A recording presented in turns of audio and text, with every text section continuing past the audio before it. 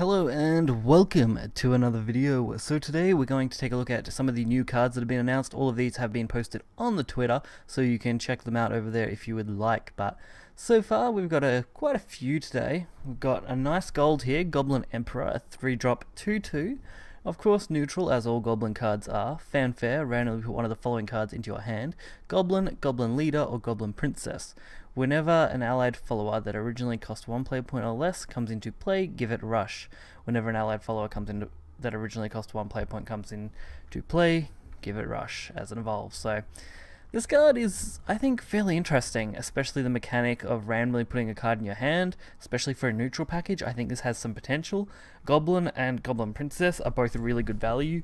Goblin Leader, not quite as much, but definitely gives you some options. So 2 out of 3 of those I would consider good, especially when you consider that Goblin on turn 4 comboed with this Goblin Emperor gives it Rush at the same time, so you can use it as a potential trade, which is quite nice. I don't think this card is obviously busted, I just think it's good. It's going to be nice with the Goblin package, also nice with the neutral package, so it's going to be quite an interesting one, and I'm sure this will see a reasonable amount of play, at least in either a Goblin deck or a neutral deck. I don't see it being overly competitive, but who knows with these sort of cards. I mean, Goblin Leader was pretty busted for a while, and Goblin is still a pretty common card to have in a deck as a good solid 1-drop, so I don't see why this wouldn't have some potential. Then we have Confrontation Advisory. So it's a 4-drop spell for sword, gold again, so these are the more high-end spells and stuff, which usually a little harder to get. Summon a Shield Guardian and a Knight, deal 1 damage to all enemy followers. So I don't think this one's too crazy. The deal 1 damage is a nice little bit of AoE. Sword tends to be getting draw, AoE, and healing in this expansion. Basically every single thing Sword actually needs to have some form of viability, which I think is going to lead towards a more control-y or much heavier mid-range deck compared to what we see now, especially with what will be rotating out. Then we have Wilder the Philosopher, a 4-drop 3/3 bronze forest card. Fanfare, and give another follower +1. Put 2 fairies into your hand. This card I don't have much interest in. It's okay because it gives you the fairy generation, but the give another allied follower +1 just isn't that good on a 4-drop, especially as a 3/3 stat line. Maybe if it was a 3/4 with the same gain stats on evolve, I think this would be a pretty good card, but I think at 3/3 it's just not quite there. Then Savage Wolf, a 3-drop 2/2 bronze for blood, and it has Storm. So this is going to be interesting. I was a little worried about blood not having enough aggression in their deck post-rotation, but this is basically your Blood Wolf replacement. You're not going to take the damage, so that's good. It means you can much more easily use this in a Vengeance deck for a late game pull, or just in general use this to your advantage. Of course, this doesn't combo with Air Jam, which kind of sucks, so you're probably just going to use this more in an aggro-focused deck overall, but the 2/2 stat line does allow it to trade quite favorably with other 1-attack followers, while at the same time not having any real drawback to the card other than it being a 3-cost, but with what we're losing, fitting another 3-cost into the deck shouldn't be too difficult in an aggro build. Then we have Priestess Catalina, so it's a 6-drop 4/6. Last word, put a Summit Temple into your hand. So we will take a look at Summit Temple in a minute. This is of course a Havencraft card. The Summit Temple amulet is quite an interesting one, and I think it will see a fair bit of play. And based on this card being a 6-drop with a 4/6 stat line with a 6/8 evolve, that's going to be reasonably solid. The Summit Temple is a good card, so I don't see why not, and you'll see why I think it's going to be fairly good with this card in particular. So, Summit Temple, 1-drop gold, Havencraft Amulet. Fanfare, if another allied Summit Temple is in play, draw a card and destroy this amulet. So, the disadvantage with the previous card is that because Fanfares do not activate from a summon of that nature, you will probably multi-stack amulets, which could be bad, so you would not be playing that card if you already have a Summon Temple on board unless you absolutely had to, or you'd get the advantage with these Summon Temples, and use them as draw power as a 1-drop card. But whenever an allied Havencraft follower, whenever an allied Havencraft follower attacks, the follower deals damage equal to its defense until the end of your turn. So this is where things do get a little interesting. There has been other other Haven cards that have had a similar kind of effect that allowed their defense to become their attack and deal damage that way, but this one will do it to everything. It's super cheap, a 1-drop amulet, which will fit in nicely to any kind of real control-orientated Haven deck, which could be absolutely crazy, especially since Haven does have some pretty good defense followers, which will combo really well with this card. And as we saw before, that 6-drop, the Priestess Catalina, that's just going to give you a fair bit of advantage to have at least 6 of this Summit Temple as a viable option in your deck. Then we have Frostfire Dragon, 8-drop 4/6, of course, Dragoncraft Bronze. Fanfare, deal 3 damage to a random enemy follower. A random enemy follower can't attack next turn. So I don't mind this card. It is definitely overcosted for what it is, obviously. So this is definitely more of an interesting card than it is a good card. I would put this probably on the worst end of the bronze, especially at an 8-drop 4/6. Maybe if it was a 5/8 or something, or just something with a little bit more health that could survive, this would have a lot of options. But the Fanfare deal 3 damage is what kind of made it stat so bad.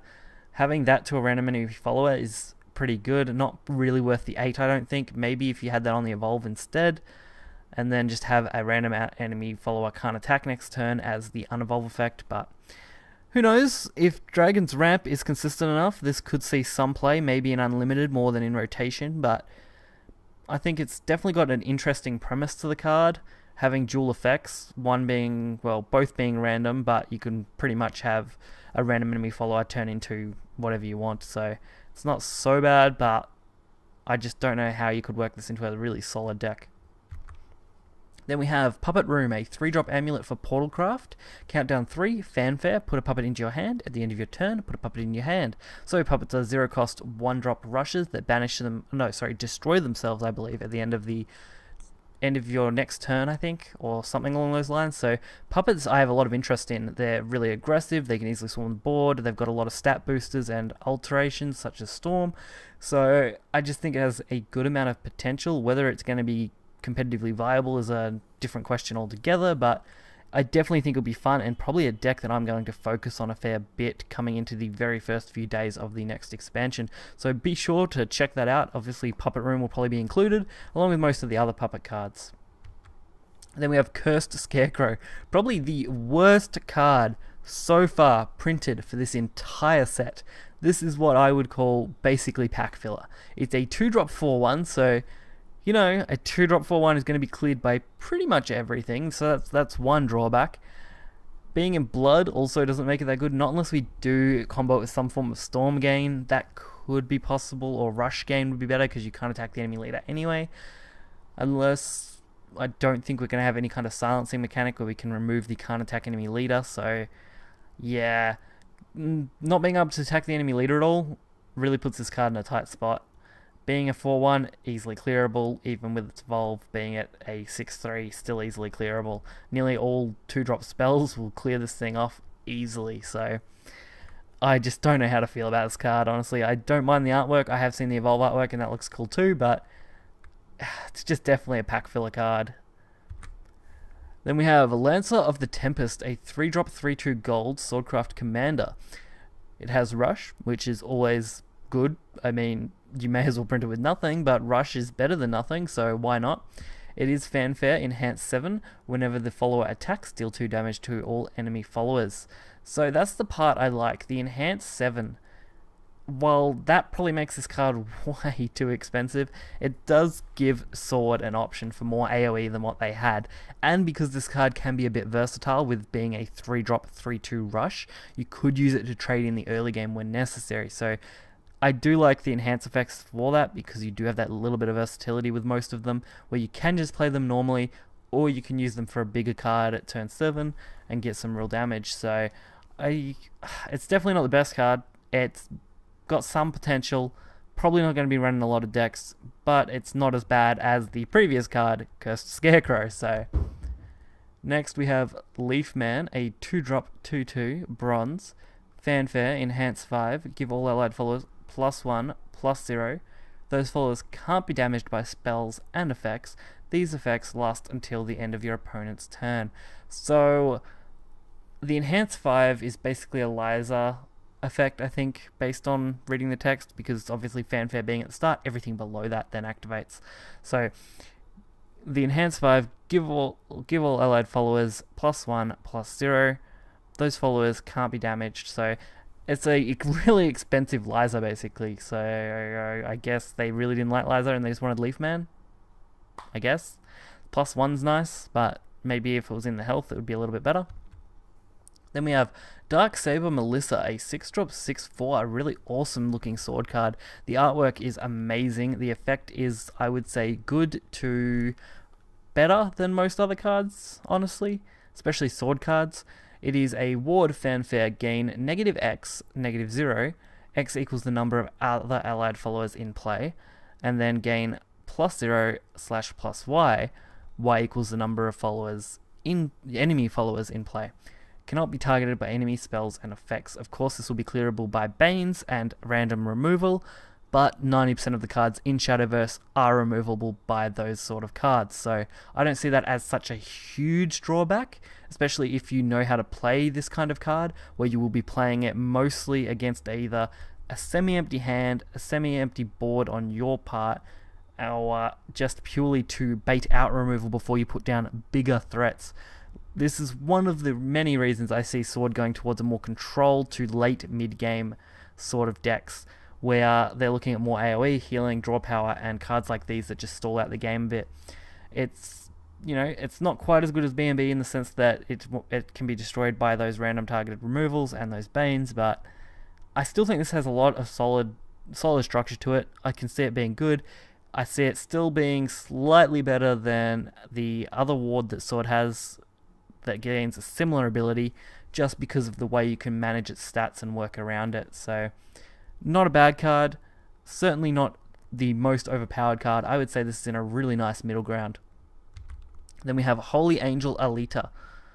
This is a absolutely crazy neutral, honestly. It's a 5-drop 4/4, which isn't that impressive, but is an okay stat line for a 5. Then we have Fanfare, change an enemy follower into a neutral follower. Clash, deal 4 damage to the enemy follower if it's a neutral follower. That's where it gets crazy. So you can pick an enemy follower to change into a neutral. You can then deal 4 damage on Clash, clearing anything with the 4 stat line. And since you can use an evolve point on this, probably on 5, even going first or second, this just has so many good options to it. You could clear a 10-drop by sacrificing it. You can clear anything with 4 health easily. You can pretty much guarantee what you're going to kill every single time you use it, whether it's early or late game. It's just that kind of card. And it has some good neutral synergy. I don't see neutrals being crazy good this expansion, but any kind of synergy it can have is going to be great, especially since this can be splashed in every single deck. I would say this is on the higher end of cards that we've seen so far. Then we have Basilisk Raider, sorry, my mistake. 4-drop 2/2, bronze Dragoncraft card. Bane, last words, summon a Basilisk. So of course, the feature of summoning a Basilisk, pretty common to those sort of things, but to have Bane as a 4-drop 2/2 isn't the best, but we have seen Dragon getting quite a few Banes this expansion so far. I mean, even just getting 1 or 2 Banes in a class is usually enough, but with Basilisk Raider and its little Basilisk here, which is a 3-drop 1/1 with Bane, stats with Banes don't matter too much, mainly because you're going to either force the fact that they're going to have to remove it with a spell, or you're going to be forcing them to trade into it, which will kill anything that rams into it, excluding Aegis and B&B and Maud, I think, are the only 3 cards. Maybe, yeah, those 3 are basically the only 3 that can't be easily killed by Bane, I'd say. And that does round out this video, so I hope you guys did enjoy it. Of course, as more cards come out, I will be covering them. Make sure to check out some of the links in the description below, including the links to my Discord and the Shadownexus Discord. Things are going to be major next month with more tournaments, more content, more everything. So make sure to stick around, hit that like button and subscribe, and I'll catch you guys next time. See ya.